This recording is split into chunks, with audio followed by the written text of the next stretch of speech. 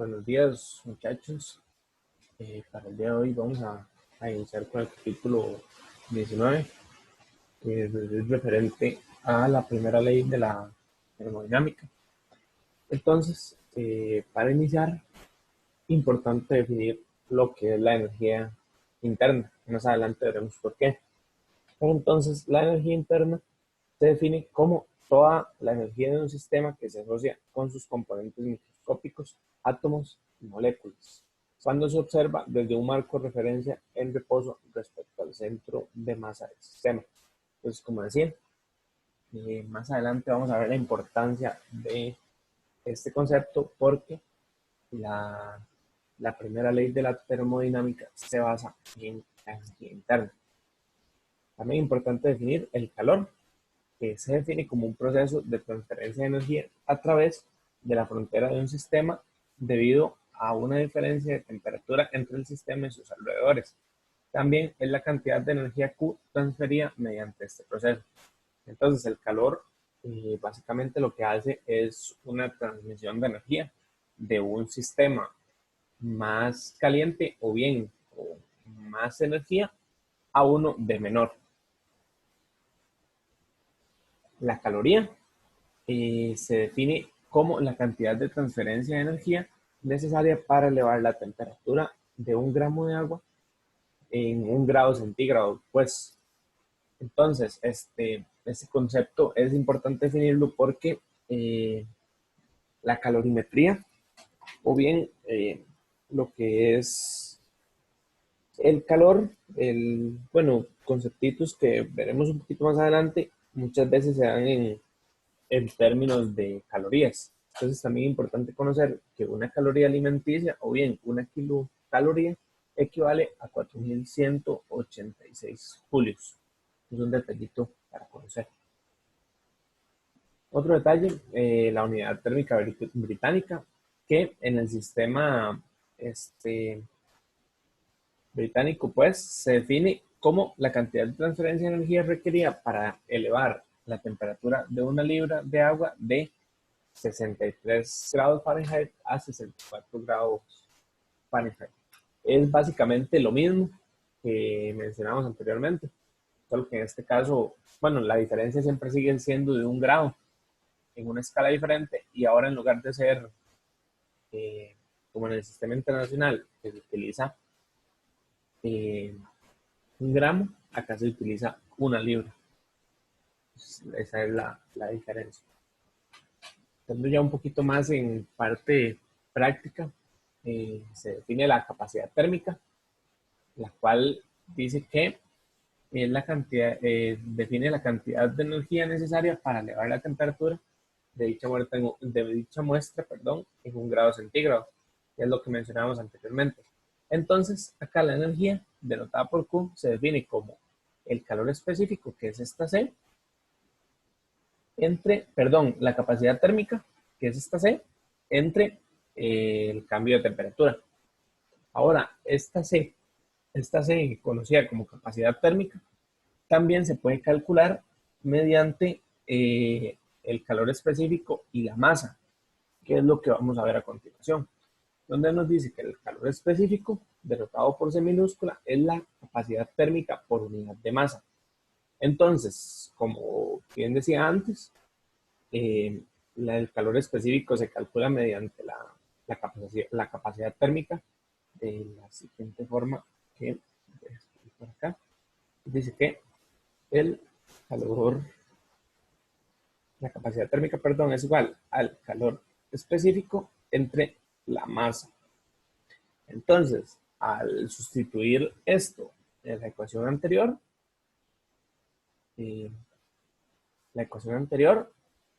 y despejar en términos del calor específico, podemos encontrar que el calor específico se calcula como la energía dividido entre la masa por el cambio de temperatura.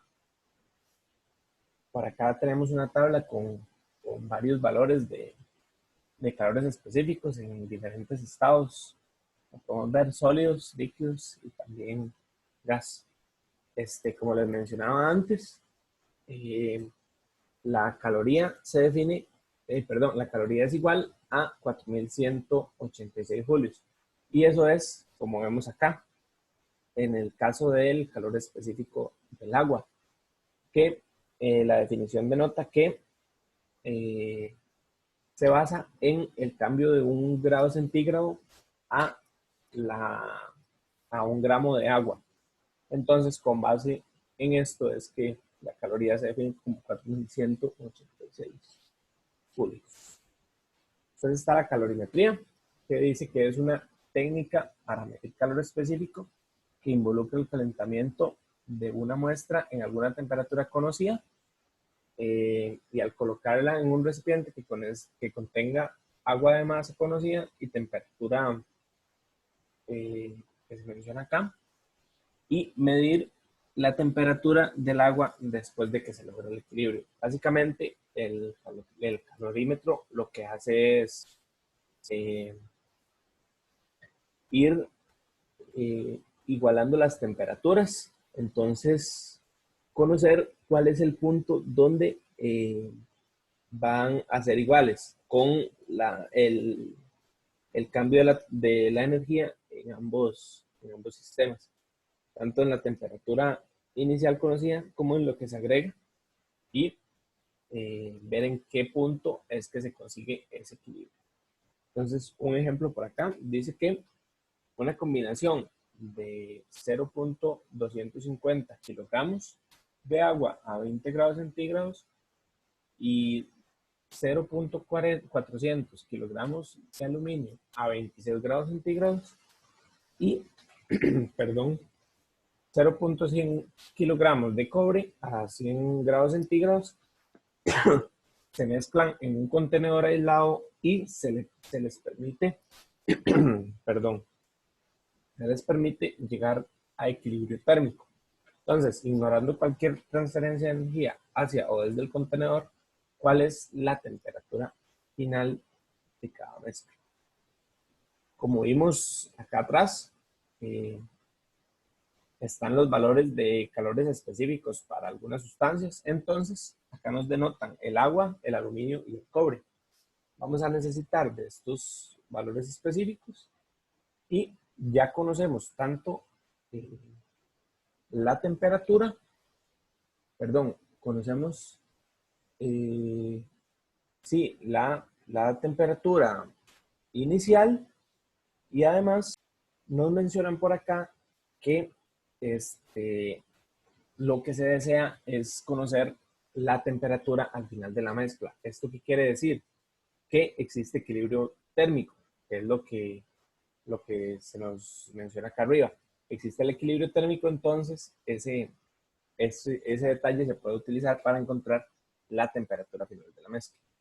Entonces, para cada uno de los elementos con sus respectivos calores específicos, utilizamos la fórmula que vimos anteriormente, donde dice que la energía es igual a la masa, todos estos son valores conocidos, por el calor específico, por el cambio en la temperatura, donde ya conocemos la temperatura inicial en cada uno de los casos. Entonces, se aplica esta fórmula para cada uno de los elementos en la combinación, para el agua, el aluminio y el cobre, y nos va a quedar en todos los casos la incógnita de la temperatura final. Entonces, ¿qué hacemos acá? Como bien mencionábamos, existe equilibrio térmico. Eso significa que la energía final, por así decirlo, va a ser igual a cero. Entonces, esto implica que al ser equilibrio térmico, el Q del agua más el Q del aluminio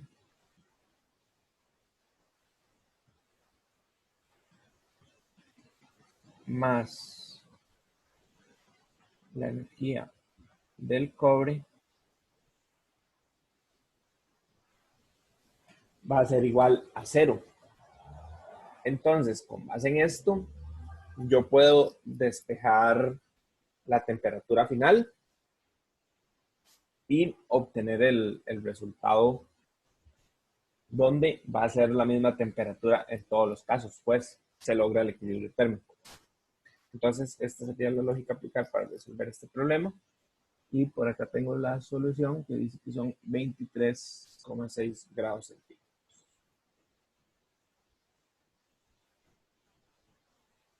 Otro ejemplo, nos preguntan qué masa de agua a 25 grados centígrados debe llevarse al equilibrio térmico con un cubo de 1,85 kilogramos inicialmente, a un cubo de aluminio, perdón, de 1,85 kilogramos inicialmente a 150 grados Celsius para así bajar la temperatura del aluminio a 65 grados Celsius.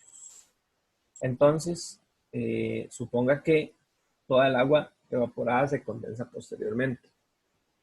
Entonces, para aplicar esto, nuevamente nos dicen equilibrio térmico. Esto significa que el cubo del agua va a ser, perdón, más el cubo del aluminio, la energía del aluminio, va a ser igual a 0. Nuevamente nos solicitan la masa, entonces empleamos la fórmula de que la energía es igual a la masa por el calor específico por delta P, el cambio en la temperatura. Conocemos la temperatura inicial en ambos casos y la final, que es la misma ya que llegamos a equilibrio. Nos dicen que son 65 grados centígrados. Entonces, con base en esto, yo conozco los calores específicos, son valores tabulados. Entonces, con base en esto, yo puedo despejar la masa de agua. Voy a borrar por un momento. Puedo despejar la masa de agua en términos de lo que se nos brinda acá, de los datos ya conocidos. Entonces, según la fórmula que utilizaba anteriormente, la masa de agua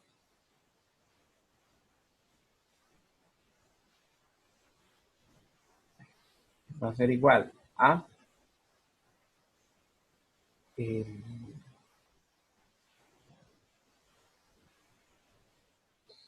va a ser igual a la masa de aluminio por el calor específico de aluminio por el cambio de la temperatura del aluminio entre el calor específico del agua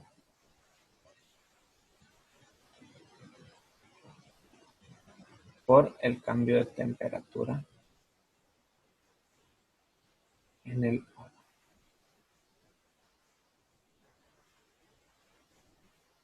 Y con esto obtendríamos, bueno, se me olvidaba este menos. Al despejar en la fórmula, como decía antes, la sumatoria de los, perdón, la suma de los calores específicos debe ser igual a 0 por este equilibrio. Entonces, al despejar para hacer la igualdad, el término de aluminio pasa a ser negativo. Ok, con esto no sucede nada, porque si vemos por acá, al hacer el delta en el caso del aluminio, el valor inicial es mayor que el final. Entonces ahí se va a producir también un término negativo que va a cancelar el menos y vamos a quedar con una masa de valor positivo. Entonces con esto se obtendría el resultado que es de 0,85 kilogramos.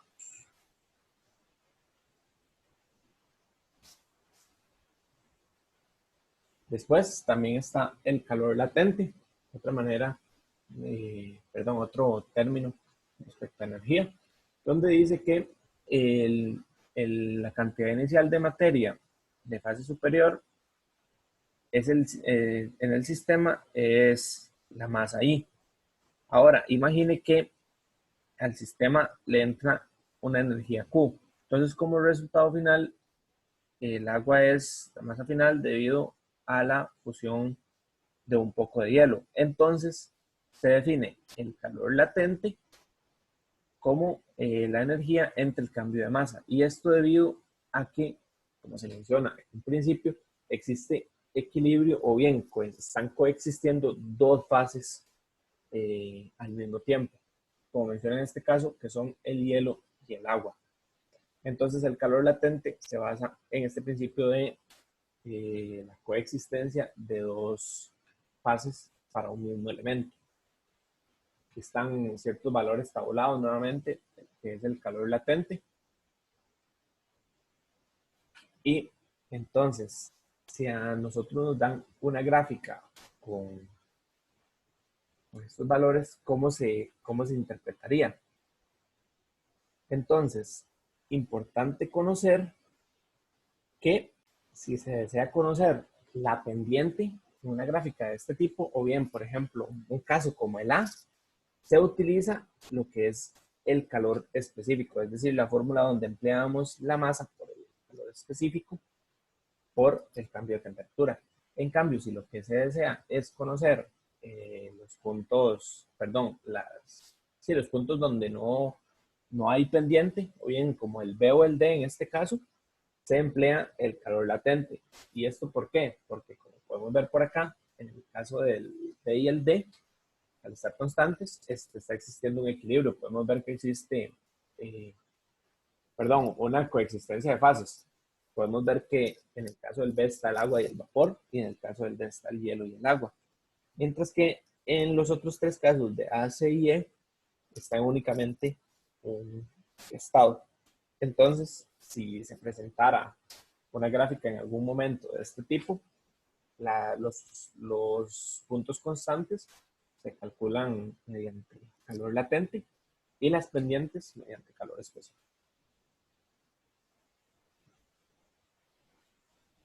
Después, importante conocer el trabajo. Ya hablamos de energía, ahora el trabajo, que como podemos ver acá en la fórmula, el trabajo se define como el negativo de la integral de la potencia multiplicado, perdón, integrando en este caso respecto al volumen. Y por acá podemos ver una gráfica donde nos denotan que el trabajo efectuado sobre un gas es igual al negativo del área bajo la curva PV. Entonces aquí el área es negativa, perdón, porque el volumen disminuye y el trabajo es positivo. Eso se puede ver también en la ecuación por el menos que se observa antes de la integral. Entonces también se denota por acá que una compresión a presión constante seguida por un proceso a volumen constante deja una gráfica como la que vemos acá. También un proceso a volumen constante seguido por una compresión a presión constante deja una gráfica como la que observamos acá, la gráfica B, y también se observa el caso de una compresión arbitraria. Importante detallar también que cuando el trabajo es positivo, significa que se está realizando trabajo sobre el sistema. Mientras que en el caso que el trabajo sea negativo, más bien el sistema está realizando trabajo sobre un agente externo. Entonces, otro ejemplo por acá. Nos dicen que determinemos el trabajo realizado sobre un gas que se expande de I a F, como se indica en la figura 20.28, que es la que está acá. Y después nos preguntan que qué pasaría cuando el trabajo se efectúa sobre el gas si se comprime de F a I a lo largo de la misma trayectoria. Entonces, para calcular este trabajo, lo que debemos hacer es calcular las áreas que se observan, perdón, que se observan acá en la gráfica. Por ejemplo, el rectángulo por acá, este triángulo, y este rectángulo que está por acá. Entonces, ¿Cómo procede esto? Calculamos este área, que tendría un valor de, la diferencia son 4 por 10 a la 6, multiplicado por un metro cúbico, por poner un ejemplo, el área de este triángulo, que sería 4 por 10 a la 6 pascales por un metro cúbico, entre 2, que es la fórmula para el área de un triángulo, y por último, este rectángulo que está por acá abajo, que consiste en 2 pascales por 3 metros cúbicos, que es lo que se recorre por acá. Y se realiza la sumatoria de estos de acuerdo a la fórmula denotada anteriormente, donde el trabajo es el negativo de la integral de la presión por el volumen. Entonces, realizando esta sumatoria, nos va a dar un valor de menos 12 megajulios, para pasarlo a una unidad sin tener que utilizar notación científica. Y la pregunta B nos pregunta, valga la redundancia, que lo que sucede si es en la dirección contraria. Entonces, únicamente esto significa que si antes el trabajo se realizó sobre el gas, ahora más bien el gas va a realizar el trabajo sobre un agente externo. Es decir, lo que se hace es invertir el signo. Entonces, sería el mismo valor. Si antes era menos 12, ahora serían 12. Entonces, con base en lo que hemos visto, se denota la primera ley de la termodinámica, que esta ley lo que dice es que el cambio de energía es igual a la suma de la energía, el cambio de la energía interna va a ser igual a la suma de el calor y el trabajo. Como dice por acá, entonces que la primera ley de la termodinámica es un caso especial de la ley de conservación de la energía que habían visto anteriormente. Entonces, esto lo que describe son procesos que cambian únicamente la energía interna. Y esta energía interna se cambia mediante calor y trabajo. Entonces, existen 5 tipos de procesos, que son el proceso cíclico, donde la energía interna es 0. Y por tanto, si recuerdan la fórmula de energía interna, el trabajo va a ser igual al negativo del calor. Está también el proceso isobárico, que un proceso isobárico denota de la forma que vemos acá el trabajo y el calor es igual a 0. Entonces, esta es la fórmula para calcular trabajo en un proceso isobárico o bien de presión constante. Después está también el proceso isotérmico, que esto significa que la temperatura es constante. Y podemos ver que el trabajo se calcula con la fórmula que está por acá. Y también es importante considerar que en este caso también la energía interna es igual a 0. Lo que significa que el trabajo también va a ser igual al negativo del calor. O bien el calor va a ser el negativo del trabajo. Después está el proceso isovolumétrico, que es lo que significa es que tiene volumen constante. Y en este caso el trabajo es 0. Entonces la energía interna va a ser igual únicamente al calor. Y por último está el proceso adiabático, que contrario al anterior, en este caso el calor va a ser 0. Entonces la energía interna va a ser igual al trabajo. Entonces nos ponen por acá un ejemplo. Dice que un mol de gas ideal realiza 3000 julios de trabajo sobre sus alrededores a medida que se expande isotérmicamente hasta una presión final de 1 atmósfera y 25 litros de volumen. Entonces nos piden determinar A, el volumen inicial, y B, la temperatura del gas. Entonces nos dicen por acá que es un proceso isotérmico. Y como veíamos por acá, se utiliza la fórmula que está en el centro, detallada en azul, para conseguir los valores que necesitemos. Nos piden en un inicio el volumen inicial. Entonces, según esta fórmula, vamos a copiar. dice que el trabajo es igual a NRT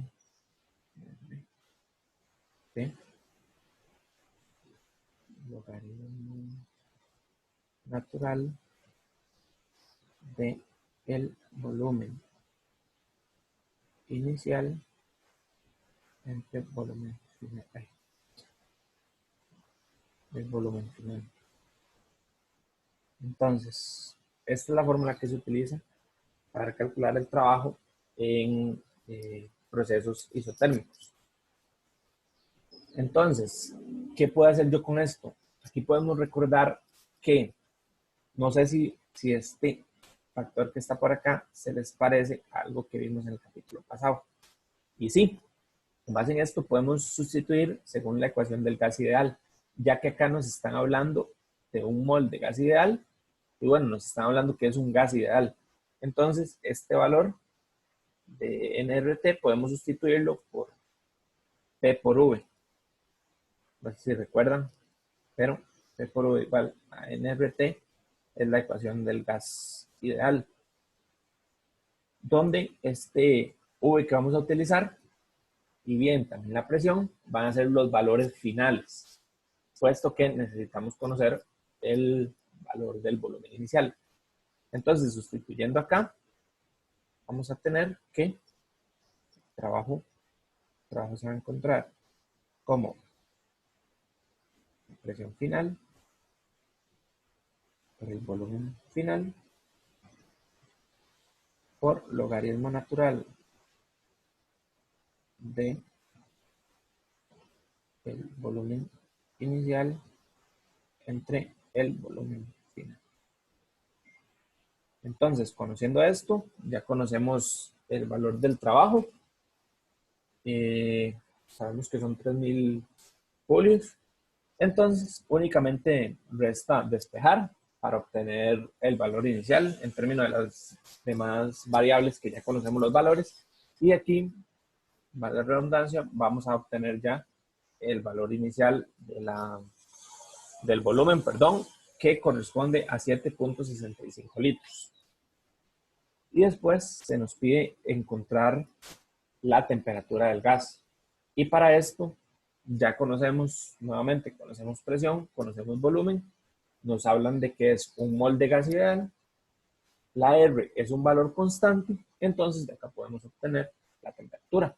Nuevamente aplicando la ecuación de gas ideal. Por V es igual a N R P. Entonces conocemos la presión. Siempre importante destacar que tienen que utilizarse unidades del sistema internacional. Es decir, esta atmósfera debemos pasarla a pascales. Nuevamente por acá están los litros que, como bien mencionado, hay que pasarlo a metros cúbicos. Entonces, esto se aplica a esta fórmula. Tenemos la cantidad de moles, que es un mol, el R que es una constante, y de acá podemos obtener la temperatura en Kelvin, que la temperatura en Kelvin va a ser igual a 305 Kelvin.